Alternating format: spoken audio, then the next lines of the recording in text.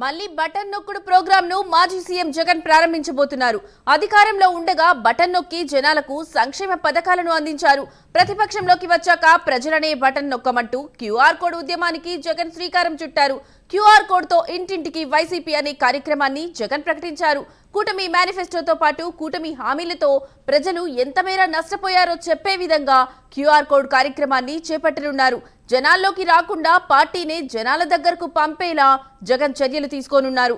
జగన్ బయటకు వచ్చినప్పుడల్లా ఏదో ఒక సంఘటన జరుగుతూ ఉండడంతో క్యూఆర్ కోడ్ కార్యక్రమానికి శ్రీకారం చుట్టినట్లు సమాచారం. అధికారంలో ఉండగా బటన్ నొక్కినట్టే ప్రతిపక్షంలో ఉండి ప్రజలతో బటన్ నొక్కించనున్నారు. ప్రతి ఇంటికి వెళ్లాలని ఇప్పటికే క్యాడర్కు జగన్ దిశానిర్దేశం చేశారు. అయితే ప్రజలు తమ ఫోన్లను వైసీపీ నాయకుల చేతికి ఇస్తారా అని అనుమానం తలెత్తుతుంది. ఐపాక్ అనుసరణలోనే ఇంకా జగన్ కార్యక్రమాలు చేస్తున్నట్లు తెలుస్తోంది. ఈ కార్యక్రమంలో ఏడాది గడిచిన వెంటనే ప్రజా వ్యతిరేకత అంటూ ప్రజలను నమ్మించేందుకు జగన్ యత్నిస్తున్నారు.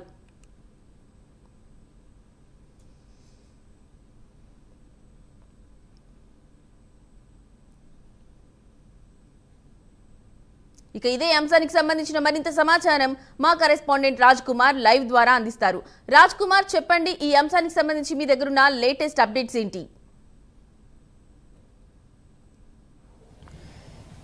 లక్ష్మి, ఏదైతే మాజీ సీఎం జగన్మోహన్ రెడ్డి ఒక కొత్త రకమైనటువంటి కార్యక్రమానికి శ్రీకారం చుట్టడం జరిగింది. ముఖ్యంగా ఏదైతే ఇటు క్యూఆర్ కోడ్తో ప్రజలకు చేరువయ్యేందుకు జగన్మోహన్ రెడ్డి క్యూఆర్ కోడ్తో వైఎస్ఆర్ కాంగ్రెస్ పార్టీ ప్రజల్లోకి వెళ్లబోతా ఉంది. ముఖ్యంగా ఏదైతే రాష్ట్ర ప్రభుత్వం సంవత్సరకాల పరిపాలన కూడా పూర్తి చేసుకున్నటువంటి నేపథ్యంలో ఈ సంవత్సరకాల పరిపాలనలో కూటమి ప్రభుత్వం ఇస్తానన్నటువంటి హామీలు నెరవేర్చినటువంటి పరిస్థితులు, రాష్ట్రంలో కూటమి ప్రభుత్వం ఏర్పాటైనటువంటి తర్వాత ఉన్నటువంటి పరిస్థితులన్నిటిపైన కూడా వైఎస్ జగన్మోహన్ రెడ్డి ప్రత్యేకంగా నిన్న జరిగినటువంటి సమావేశంలో ప్రత్యేకంగా సమీక్షించారు. ఈ సమావేశానికి సంబంధించి కూడా రాష్ట్ర వ్యాప్తంగా ఉన్నటువంటి వైఎస్ఆర్ కాంగ్రెస్ పార్టీ శ్రేణులతో పాటు ఉన్నటువంటి ముఖ్య నేతలు, కార్యకర్తలు, కేడర్ అందరితో కూడా నిన్న ప్రధానంగా ఒక సమావేశం నిర్వహించడం జరిగింది. ఈ సమావేశంలో కొన్ని కీలకమైనటువంటి అంశాలను వైఎస్ఆర్ కాంగ్రెస్ పార్టీ ఆ కేడర్కి సంబంధించి కూడా తీసుకున్నటువంటి పరిస్థితులు ఉన్నాయి. అయితే ఈ నేపథ్యంలో జగన్మోహన్ రెడ్డి బయటకు వచ్చినటువంటి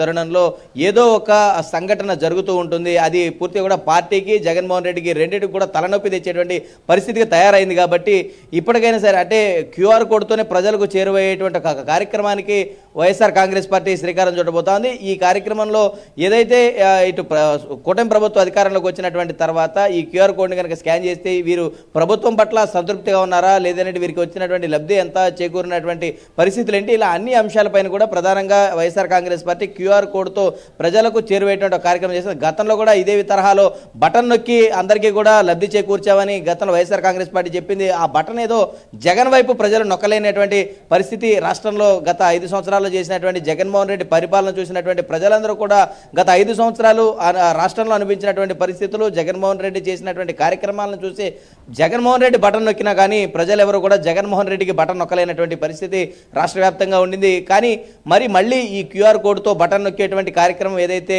ఉందో మళ్ళీ ఈ కార్యక్రమానికి జగన్మోహన్ రెడ్డి శ్రీకారం చుట్టినటువంటి క్రమంలో ప్రజలు మరోసారి జగన్మోహన్ రెడ్డికి నిజంగానే రాష్ట్ర ప్రభుత్వం మీద ఆ స్థాయిలో వ్యతిరేకత ఉందా అని అంటే గత 5 సంవత్సరాల్లో చేసినటువంటి కార్యక్రమాలకి సంబంధించినటువంటి అప్పులు, అదేవిధంగా శ్వేతపత్రాలు ఏ విధంగా ఉంది, రాష్ట్రంలో ఉన్నటువంటి ఆర్థిక పరిస్థితి ఏ విధంలో, రాష్ట్ర రాజధాని పరిస్థితి ఉంది ఏ విధంలో, పూర్తిగా రాష్ట్రంలో ఉన్నటువంటి మౌలిక సదుపాయాలు ఏ విధంగా ఉన్నాయి, అనేక రకాల అంశాలపైన కూడా ప్రభుత్వం మేధావులతోనూ ఇటు నిధులు తీసుకురావడం అనేటువంటి అంశంలోనే అన్ని రకాలుగా కూడా రాష్ట్రాన్ని అభివృద్ధి చేసేటువంటి దిశగా ఈ సంవత్సర కాలం చేసామని కూటమి ప్రభుత్వం చెప్తా ఉంది. కానీ ఇదంతా కూడా పూర్తిగా కూడా కూటమి ప్రభుత్వం హామీలను పక్కదో పట్టించడానికి మాత్రమే అంటూ కూడా ఇటు వైఎస్ఆర్ కాంగ్రెస్ పార్టీ చెప్తున్నటువంటి క్రమంలో ఈ 5 సంవత్సరాల పరిపాలన ఏ విధంగా ఉందనే దానిపైన కూడా గత 5 సంవత్సరాలు ప్రజలు చూశారు. ఆ బటన్ నిజంగానే జగన్మోహన్ రెడ్డి ప్రజలకు సంక్షేమం అందించి బటన్ నొక్కితే నిజంగా అంత అద్భుతమైనటువంటి పరిపాలన రాష్ట్రంలో చేసి ఉంటే జగన్మోహన్ రెడ్డికి ప్రజలందరూ కూడా మద్దతు పలికేటువంటి అవకాశం ఉండేది. కానీ కూటమి ప్రభుత్వాన్ని ఒక భారీ మెజారిటీతో, ఒక అఖండమైనటువంటి విజయంతో వారందరూ కూడా గెలిపించినటువంటి విధానం ఏదైతే అందరూ కూడా గుర్తుంచుకున్నారు. కానీ ఈ సంవత్సర కాల పరిపాలనలోనే ఆయన బయటకు వచ్చి ఈ సంవత్సర కాలంలో అన్యాయం జరిగింది, ఈ సంవత్సర కాలంలో ప్రజలను మభ్యపెడతా ఉన్నారు, ఈ సంవత్సర కాలంలో ప్రజలకు అందించాల్సినటువంటి సంక్షేమం కూటమి ప్రభుత్వం అందించలేదు, ఇటువంటి అంశాల మీద ఆయన మాట్లాడుతూ ఉంటే కూటమి నేతలు మాత్రం దీన్ని తీవ్రంగా స్పందిస్తున్నారు. ఎందుకంటే జగన్మోహన్ రెడ్డి ఏ కార్యక్రమానికి బయటకు వచ్చినా, ఆయన ఏ కార్యక్రమానికి పిలుపు వచ్చినా ఏదో ఒక సంఘటన సంఘటన వారికి వాళ్ళను వెంటాడుతూనే ఉంటుంది. తాజాగా ఏదైతే ఈ సింగయ్య మృతికి సంబంధించి అంటే జగన్మోహన్ రెడ్డి బయటకు వచ్చినటువంటి పర్యటనలో ఆ సింగయ్య మృతి ఇప్పుడు తాజాగా కూడా చర్చనీయాంశంగా మారింది. జగన్మోహన్ రెడ్డికి సంబంధించినటువంటి వాహనాన్ని కూడా ఇప్పటికే అధికారులు అదుపులోకి తీసేసుకున్నారు.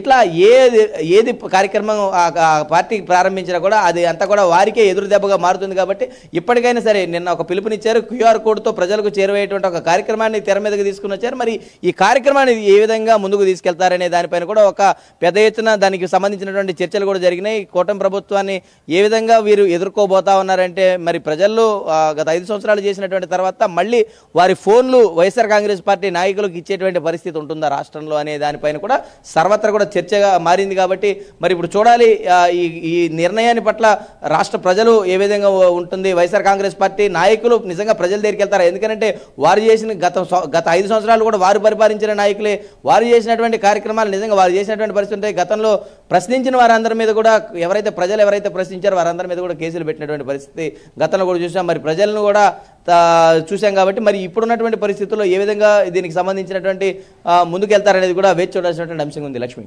Right Raj Kumar, thank you.